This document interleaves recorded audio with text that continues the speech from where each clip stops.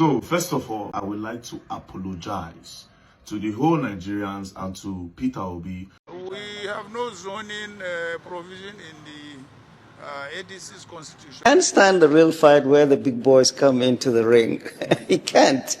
In 2002 and 2003, when President Olusegun Obasanjo wanted to run for second tenure.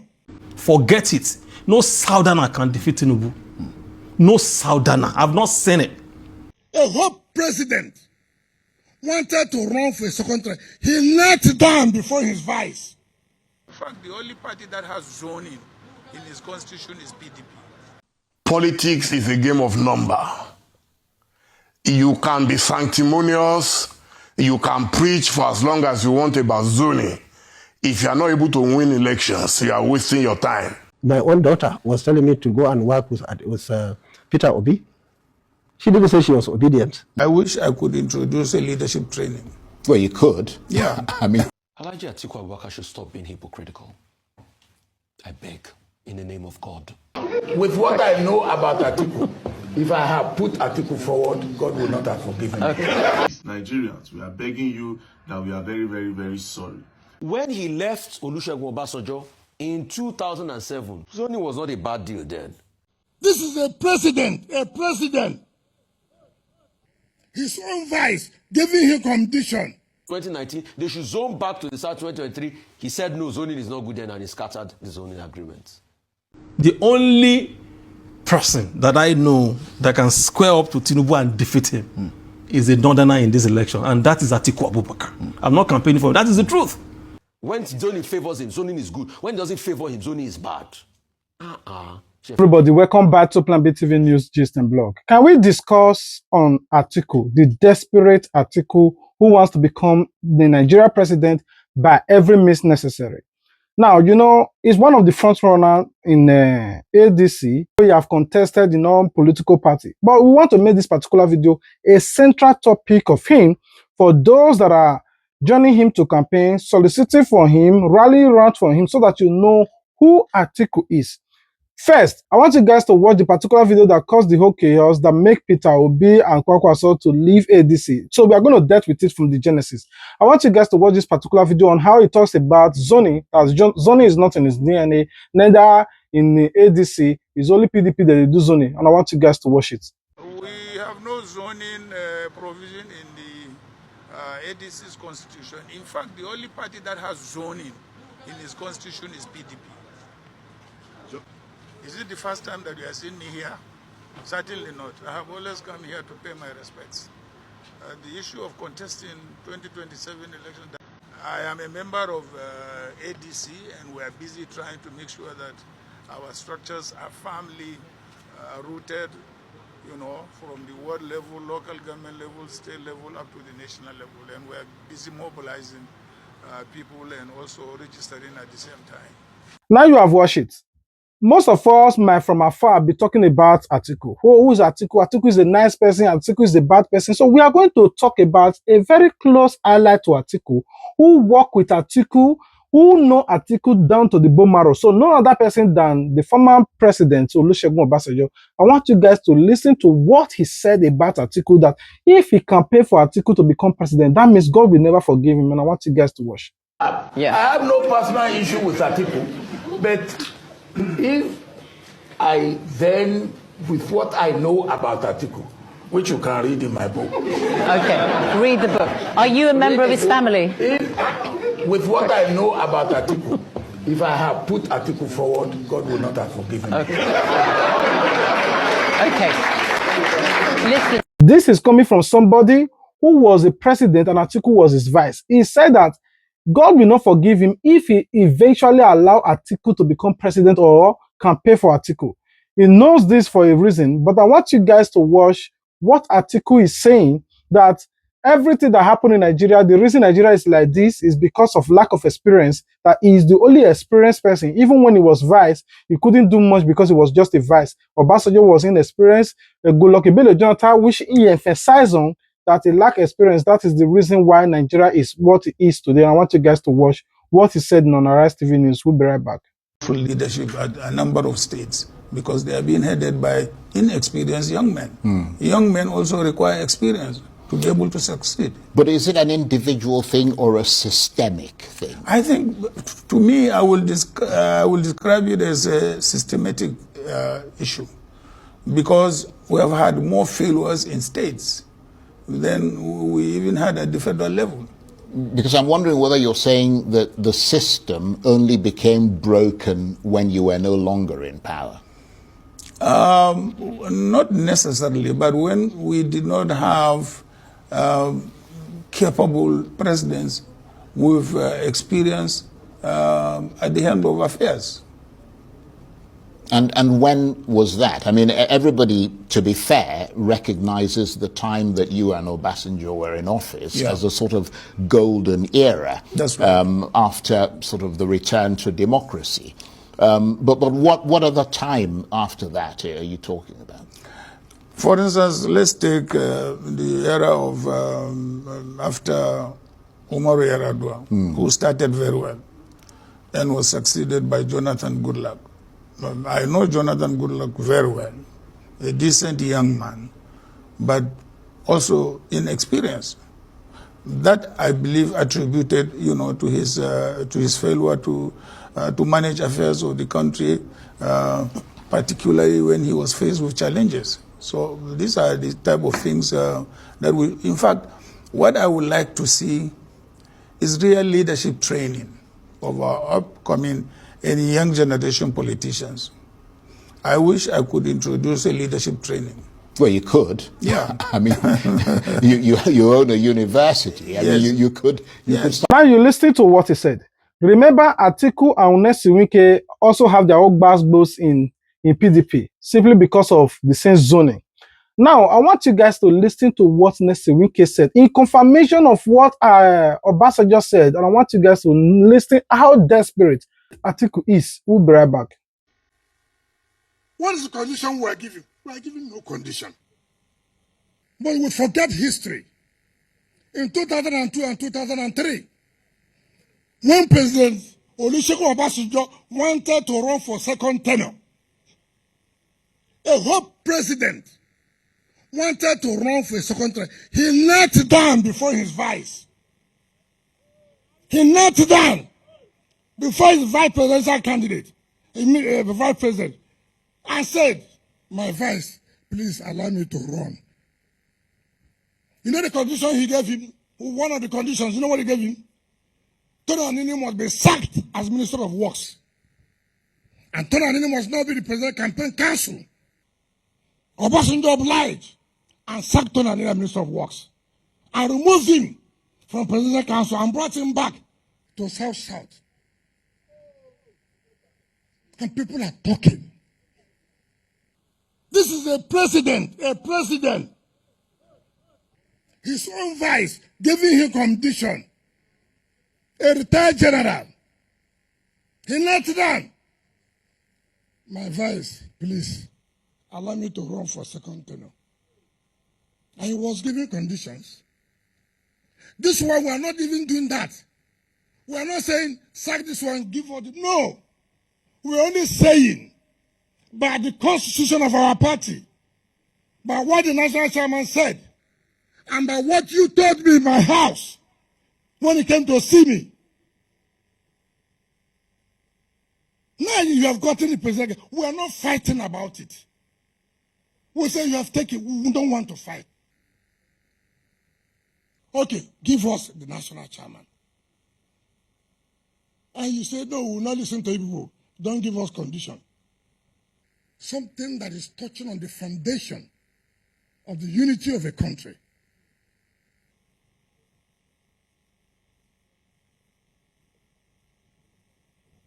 So I just want to, some of you forget easily.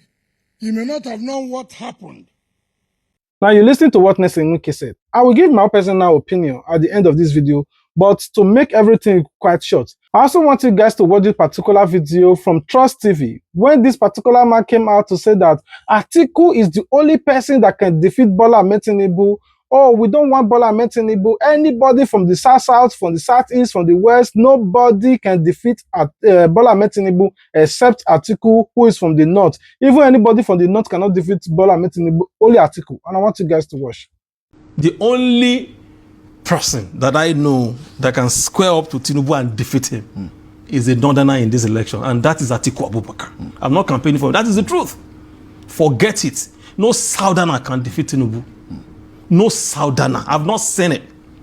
I've not seen the person. Southeast, southwest, no southerner can defeat Tinubu. Good luck, Peter Obi. Forget all of those people. Sheyi Makinde. Forget all of them. They cannot defeat him. None of them can defeat him. He's only a northerner, and that northerner, as we speak today, as it stands today, is Atiku Abubakar. I mean, some would say... You don't have to agree with, but that's the way it is. That's the way it is. But some would also say Atiku can't defeat him because he couldn't do it in 2023. So why are you so confident that 2027 is going to be any different? But we knew we are alive. You are here. I'm here. We knew what happened to the 2023 election now. So we shouldn't even go there. What happened? No, we don't need to go there. Let's talk about... Yeah, but... Let's talk about now. I just pointed out what actually happened, which is the loss. What happened? Atiku lost. We knew the complicity of INEC. We need the complicity of...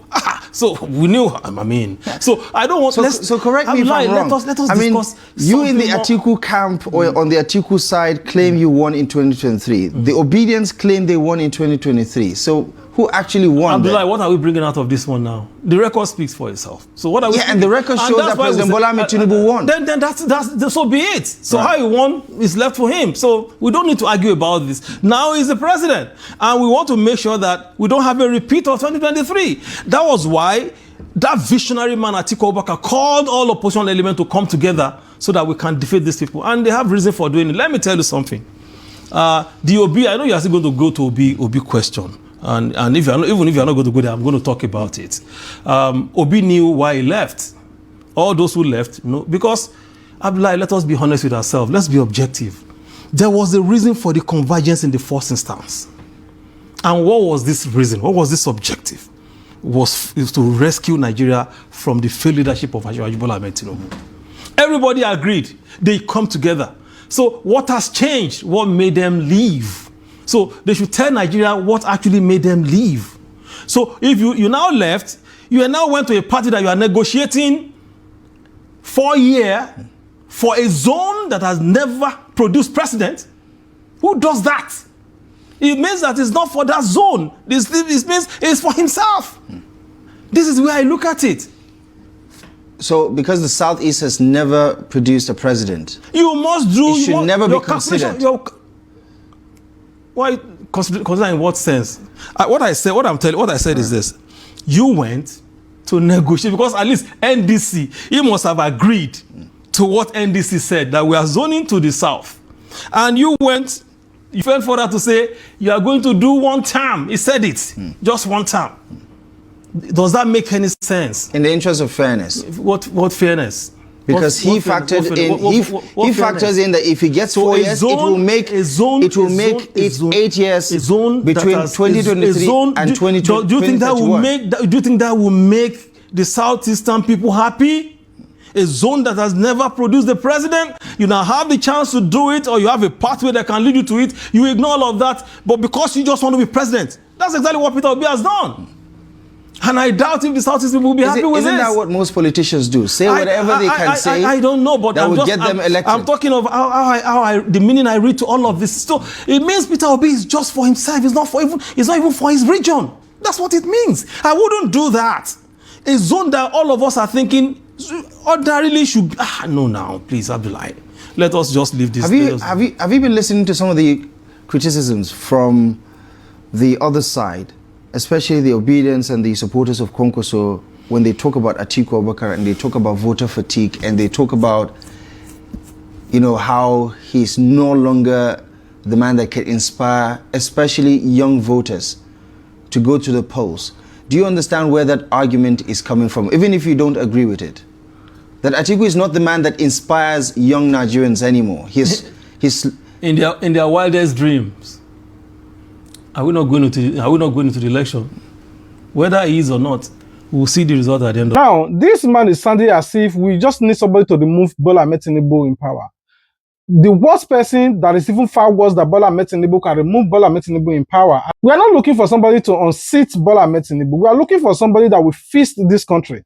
So this man is just talking, we just need Atiku to unseat Bola Ahmed Tinubu. We are not looking for somebody to unseat Bola Ahmed Tinubu. Just like when people said, oh, Tinubu should take over the late Buhari. When he take over, look at where he landed us. We are not looking for somebody that just take over. We're looking for somebody with integrity that can feast this country so that there will be no insecurity, there will be constant electricity, there will be food, commodity, and affordable food price, economic will be balanced, and everybody can live a balanced life, not somebody that is saying he can take over and make Nigeria more bearable for the Nigerians that are already crying under Bola Ahmed Tinubu. Now, I want you guys to listen to this particular video from Arise TV News, what Kwankwaso said.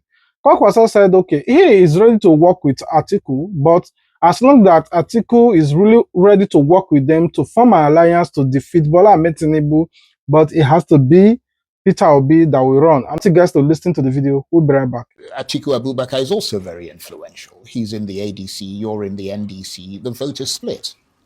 Now, we must still work together before the election. You see, I personally, and I think even Obi himself, decided to leave ADC not because we are fighting with Atiku or anybody there.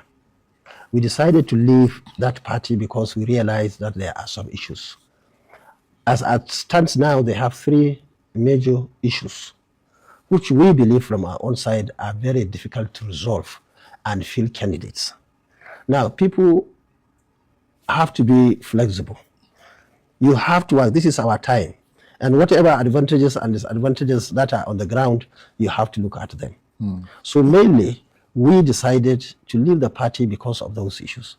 And whether they will be able to field candidates in that party or not is just a matter of time. It will come and pass. So it's not like we had the primary election. This is not the first time if we had stayed to have primary election with our leader, Atiku Abubakar. I remember in 2015, we had primary in Lagos. Buhari was number 1, I was number 2, he was number 3, Rochas was number 4, and later Isaiah was number 5. There was an election again in 2019 in Port Harcourt. He won the election. I was his coordinator for the North. We worked for him. Politics is just like a game. I'm not fighting anybody. And I'm not expecting anybody to fight me. But the fact remains, as you rightly pointed out, so many things have changed in this country. You have leaders, many of them don't even realize what is happening in the social media. We have leaders who hardly have any contact with the young men and women. People of your age, my age, or especially the age of Atiku, are very few in this country, comparatively with the younger people. The younger people have their own way of thinking. Even our children, you will be surprised, even 2023 election, in my own house, my own daughter was telling me to go and work with Peter Obi. She didn't say she was obedient, but she wanted me to work together with him. Now, and vice versa, you'll be surprised, even in your house or anybody's house in the south, there may be Kwankwasia people there you wouldn't know. Maybe a watchman is Kwankwasia. Maybe a houseboy that cooks for you is a Kwankwasia. Unless he knows you are interested, he will not tell you because he doesn't want to offend you. Indeed. So you see, there is a lot happening in this country. But people at that level we are talking about don't even understand. People are talking of religion, people are talking of ethnicity, people are talking, especially those of other level at our ages. But the younger people are looking for the right leadership for this country. And I think they are absolutely right. Now you listen to the video, but the issue we have is that the ADC right now are not really ready to listen. All they want is that Atiku have given them money, so Atiku must run. It's not about fixing the country now. It's about working for who paid them. Now, let's listen to Kenneth Okonkwo, what he said about Peter Obi running here and there, when Tinubu this, when Tinubu was that, Tinubu run for primary. I want you guys to watch. Tinubu did not go to start whining, to start crying. I am the national leader, see what you're doing to me. Oh. Tinubu told them, 1, it's unconstitutional. 2, just allow me to contest in a free and fair primary. If I'm defeated, I will accept it. And they say, fair enough. And he went and proved his capacity. Right there in Ego Square. He went into the primary and defeated everybody. He was not the choice of APC. He was not the choice of the Villa. He was not the choice of the NWC of APC. But he said, I am capable of winning this. And he went and won. And all his inadequacies, APC collapsed under one. Nobody now had any objection or any reason not to support him. My brother Peter Obi, if you sincerely believe you can win this election for Ndibo, this is your trial. Don't come to say, I'm Igbo, I'm in this, because in 2023, you said, do not vote for me because I'm Igbo. Vote for me because I have the capacity, the competence, and the character. Use that your capacity to prove that you can get it. And despite the fact that I already... But he forgot one thing, that can he mention any person that run against Bola Ahmed Tinubu as primaries? When Osibacho wanted to run, what did Bola Ahmed Tinubu told him? So when this guy is talking, he talk out of point. Oh, when Bola Ahmed Tinubu was in Ego Square, he did this and he did that and all of that and then this. I cannot call Kenneth Okonkwo betrayer. He can choose whoever he wants to campaign for, but him trying everything to talk down on Peter Obi is what grieves me. You can choose to campaign for whoever you want to campaign for, but talking down on your own principle before that you were praising, I think we will make a separate video particularly to focus on Kenneth Okonkwo, just as we did in the previous video to talk about Goodluck Ebele Jonathan. This one is talking about Atiku Abubakar. Now, I want you guys to watch this particular video of Arise TV News, what Arise TV News analyzed, especially Rufai Oseni, about Atiku, on how they hijacked the ADC. We'll be right back. In the case of the ADC, the Atiku camp had already hijacked most of the structure in the ADC. The state chairman we're talking about were already hijacked by the Atiku camp. Over the weekend, I walked the phone lines for my sources. I mean, we're political journalists. We walk our sources' phone line. Most of it was already a fait accompli. So there was no way Obi was going to be able to thrive or get a fair situation in this election process. That's why he left. Yes, I know he tried to be cute about it by saying my elder brother Atiku is because of the court case. Peter, Gregory, Obi, you and I know that it is not because of the court case that you left. It is because you were already boxed into a corner. You can write a statement to deny what I said. It's your prerogative. And you know you were already boxed into a corner. And because agreements were not listened to. Part of what I heard was discussed in the Ibadan consensus by one of my sources, I might be wrong, was that there was a conversation about the ADC candidate coming from the south. But people reneged against it. The Atiku team reneged against it. These are the things I'm walking the phone lines and my sources are saying. So I know the Atiku camp will come out and debunk all the things I've said. It's for you to deny. It's for you to debunk. I mean, mine is for me to speak my truths and you to rebut. So once that did not fall through and the consolidation had started, Obi had to leave because Obi wanted to be on the ballot. Yes, you might make an argument and say, why is he moving all around and everything? Hey, man has an ambition. For those that argue, why is Obi moving around? Why is Atiku still running as at 20 from 1993 up till now? And some people are saying, Atiku, this might be his last lap. This is not going to be his last lap. If Atiku is in good health, he will run in 2031. Mark that down. He has his ambition. Yes. Now, Rufai Oseni said all of this, but I also want you guys to listen to what Dele Momodu said. They said Dele Momodu that we're campaigning in 2023 for Peter Obi is now back to say that Peter Obi is running for primary. Peter Obi is this.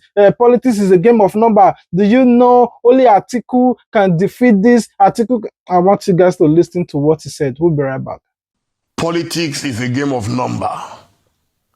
You can be sanctimonious. You can preach for as long as you want about zoning. If you are not able to win elections, you are wasting your time.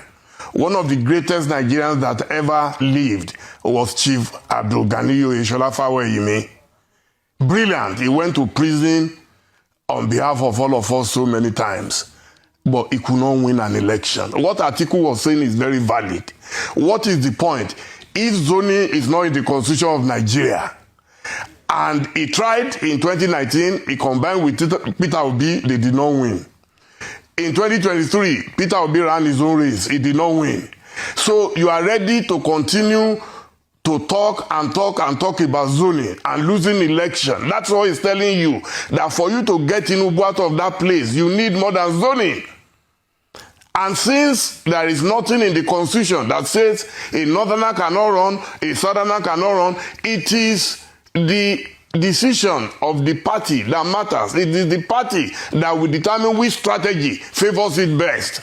You cannot say because you want a southerner to run, therefore you are ready to take a risk and continue to run the race, and then when tomorrow comes, people will start arguing it was Atiku. In fact, they are already saying it. In fact, it's so ridiculous today that they've reduced the next election to Atiku. Nobody is talking about Tinubu again. Does it make any common sense? You have an election in less than 1 year, and all you are debating on television is where Atiku comes from. So let Atiku run. Let anybody who wants to run. There is nothing stopping. Now, when he said all of this, thank God that we have somebody that we rely on the social nets, which is a great media person, no other person than Rufai Oseni. In response to all of these people, and I want you guys to listen to what Rufai Oseni said on the media against all of these crook and cracks that are crying and complaining about Peter Obi defecting, leaving, and all going here and there. I want you guys to listen to what Rufai Oseni said. We'll be right back. Let's take a look. Alhaji Atiku Abubakar should stop being hypocritical. I beg, in the name of God. The first time we ever tried a candidate that tried to bring competency to the ballot was the 1979 elections, when Awolowo and Umedi ran. There were two Southerners and they were Christian tickets. They rebuffed the ticket. Till today. If they are two Southerners and Christian, they will rebuff the tickets. Awolowo was from the southwest, Umedi was from the southeast. They said, oh, he doesn't have national spread. So when I see people talking competence today, was Awolowo and Umedi not competent enough? Why did they rebuff the ticket then? They were talking national spread. Why I say Alhaji Atiku Abubakar should stop being hypocritical. Alhaji Atiku Abubakar, with a lot of respect to him, and I love him so much, says things only when they favor him. Is this not Atiku Abubakar that went to court against Jonathan in 2011 to ensure the PDP zoning formula? And his associates, MPLF, they went to court. His associates went to court. There were many court cases ensuring that they must insist. In fact, I think in one of the rulings, the court said, oh, they can't assume jurisdiction and give a decision, but they acknowledged the fact that PDP had the zoning arrangements. So then, when he was going to court, when he was pushing then against Jonathan, zoning was not self-defeating, Abi. When he left Olusegun Obasanjo in 2007, that Jagaban zoned, what is it called, to the north for him, and he ran in that election, correct him if I'm wrong, against Umaru Musa Aradua. Zoning was not a bad deal then. When they finally got their way in 2015 with the APC, and they said, oh, because Jonathan reneged on the term, they were going to punish him. And they zoned the ticket to the APC in 2015. Zoning was good then. When he came back in 2019 to the PDP, and after they had cried, oh, PDP has suffered from all he did in the last election, and they zoned the ticket to PDP then in 2019, zoning was good then. But when his own ambition holds sway, and people were saying, after zoning in 2019, they should zone back to the South 2023. He said, no, zoning is not good then, and he scattered the zoning agreement. I ask, please, prove me wrong. Fact check me. I don't talk without facts. Go ahead. I like to talk with empirical facts. That's why they call me a man of facts. And please, bring your heat on. I'm ready. We are saying these things to save this country. On the 2nd of December 2010, zoning, we have been vindicated, Atiku. Former Vice President Atiku Abubakar has described last Tuesday's judgment a great victory for honesty and integrity and rebuke against arbitrariness. He reiterated that President Jonathan's decision to contest 2011 would send wrong signal to group and organization that basically developed the constitution and ground rules to set operational guidelines. This was when they were fighting in favor of zoning. That power should have come to the north for them to finish the term. So in other instances, when President Tinubu now gave him the right to run his own power at that time, there was no big deal about it then, right? No, why are we talking like this? Why are we always talking like this? You know, despite fighting Jonathan, he still went ahead and vied in the primaries against Jonathan before he was beaten and Jonathan emerged in 2011. Zoning was good when Atiku is fighting, when Atiku is on the ballot, when he wants to get it. Zoning is when zoning doesn't favor him, zoning is bad. Yeah. When zoning favors him, zoning is good. When it doesn't favor him, zoning is bad. The next argument that they keep making, they say from 2019 to this time, power has gone more to the north. Yes, I accept the argument. Let me give you a counter argument. From 1960 to this time, fact check me, the north has ruled between 45 to 47 years. The south have ruled barely about 80 to 20 years. So should we ask that we want those 20 years back? That's the second argument. Please, people should stop saying this. You have your own ambition. And please, with due respect, since this Obi man has left, he has not abused, he has not attacked you. You people should let everything be. Go to the field and prove to Nigerians what you can do. All this attack and this talk about zoning. That's why I just have to put pay to it. This is the only thing I'm going to say here today. Let it be on record. And that's why I went back historically. If you are talking competence, where you can't say Awolowo is not competent, you can't say Umaid is not competent. When Awolowo brought forward the Christian South ticket in 1979, why did Nigerians look at competence on the ballots? Why were they talking about national spread? Let's call a spade, though. I just want reality. See, we all want competence, yes. Like you said rightly, until we get to that part. But as long as we still have this level of politicians that today, like Atiku Abubakar, when he's in 2011, when he's against them, they say it's a bad thing. They even tell the associate to go to court. But when it's in favor of them, they hold it. When it's not going to be against them, they scatter the party like they scatter with Wike. And that's why sometimes I want to hit and say, oh, Mr. Wike didn't do well, and hit the argument on Mr. Wike's head that, no, you would have been a party man. But I'm also tied.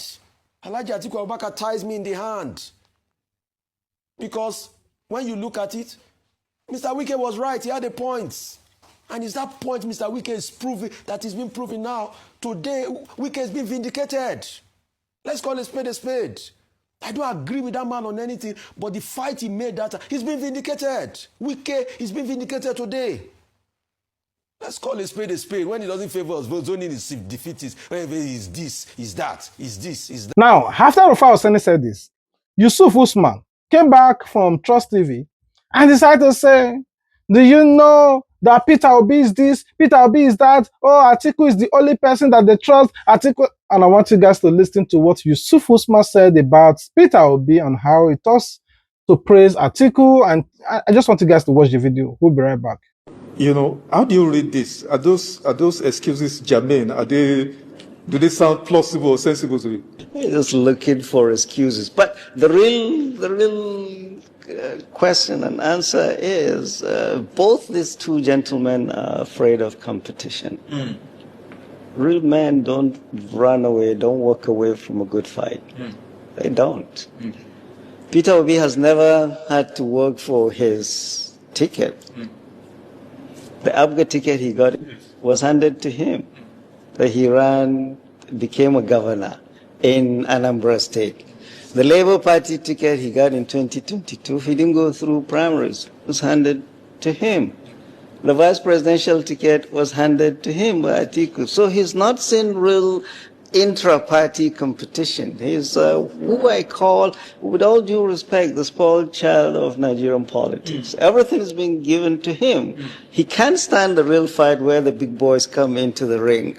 He can't. And Rabi Musa Kwankwaso has been a local hero. He is the alpha and omega there, whatever he said in Kano. That was then. The dynamics are changing.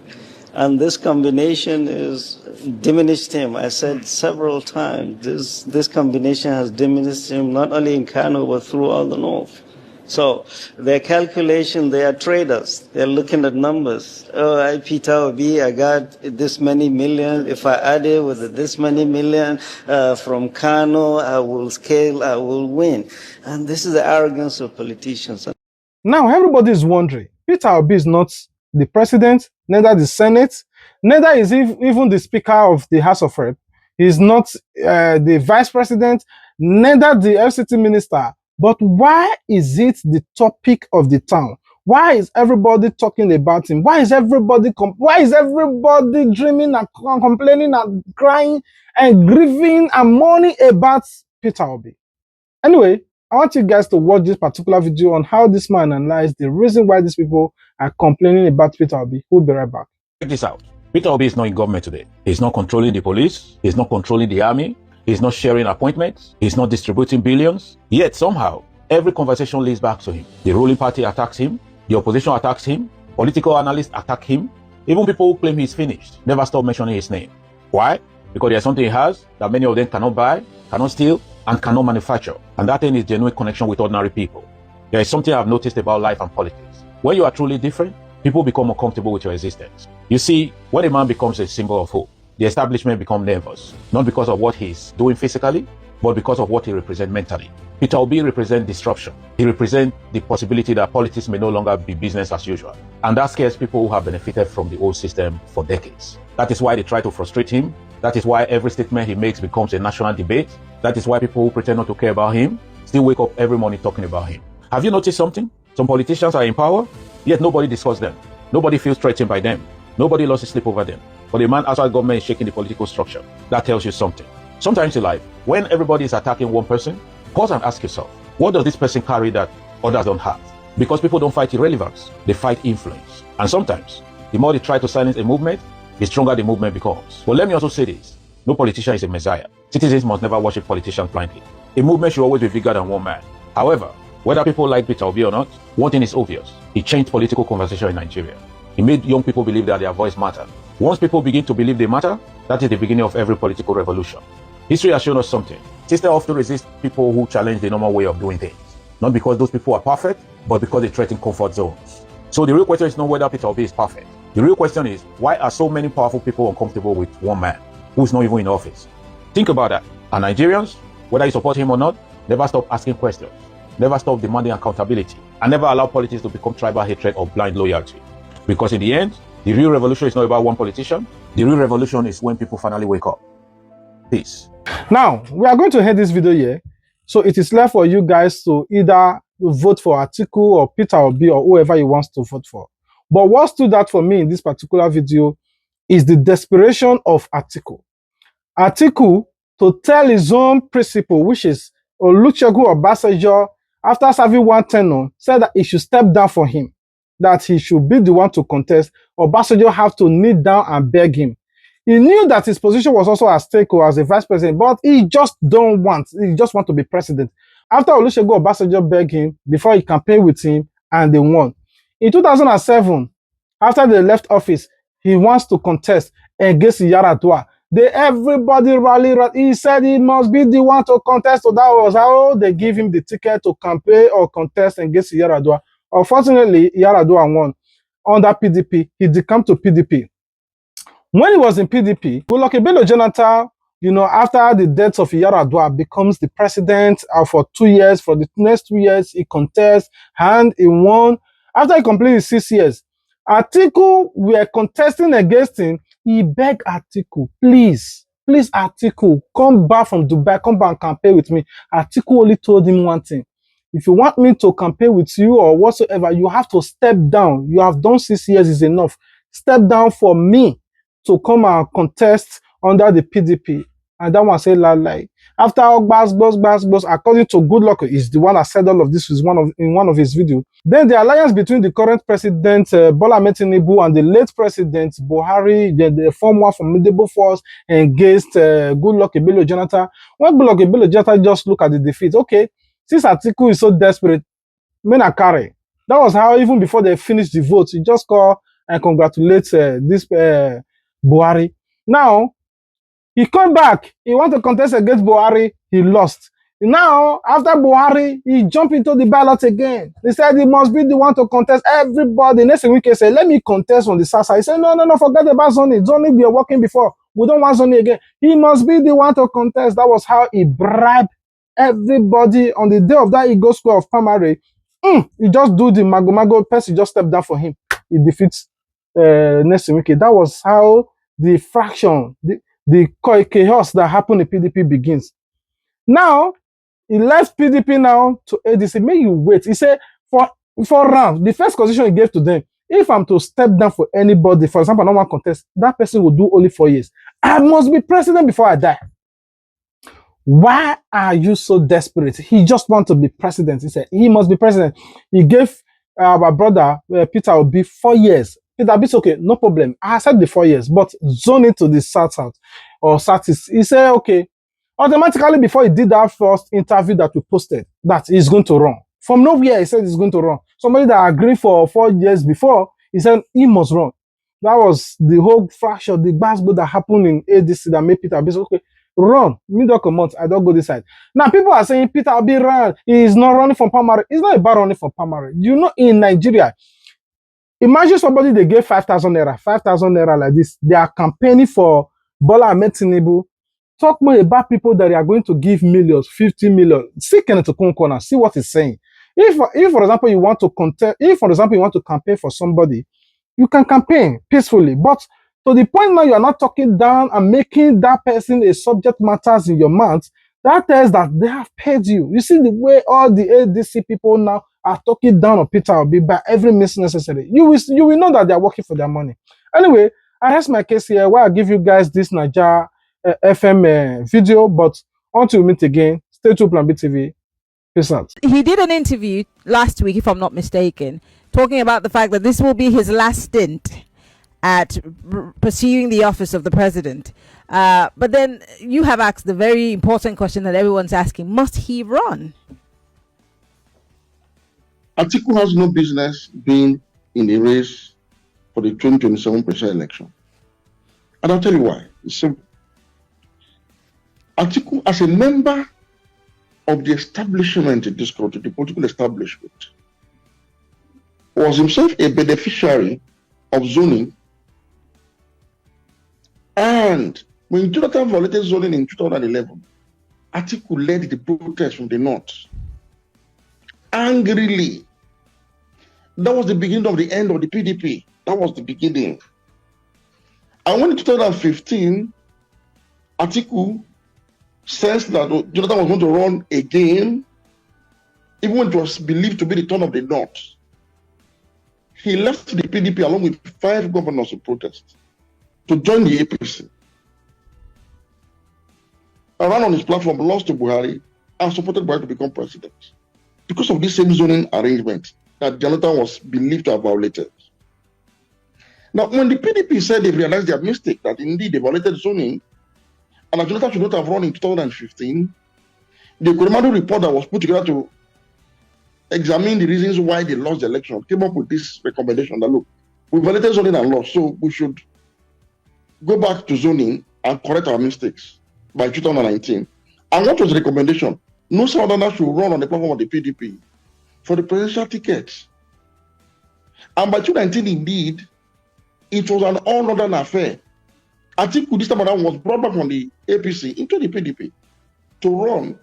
And he was given the ticket based on a concession by the southern half of the PDP to the north. Not a single southerner contested with Atiku in 2019. Go and check the vote cast for Atiku. If you look at the votes he gathered in the southeast, aggregate, Atiku had over 85% of the vote for the southeast in 2019 elections, as against less than 25% he had in the northeast where he came from. Now, it was the turn of the south in 2023 Atiku came out again and contested, and then we won. I wrote an opinion piece then where I warned that if the PDP violate zoning, it will go into total waters and sink into oblivion, as it has done now. Atiku ran against zoning again. This time, he ran the party into trouble. We had thought that they would have learned the lessons of not violating zoning and seen the consequences on the PDP.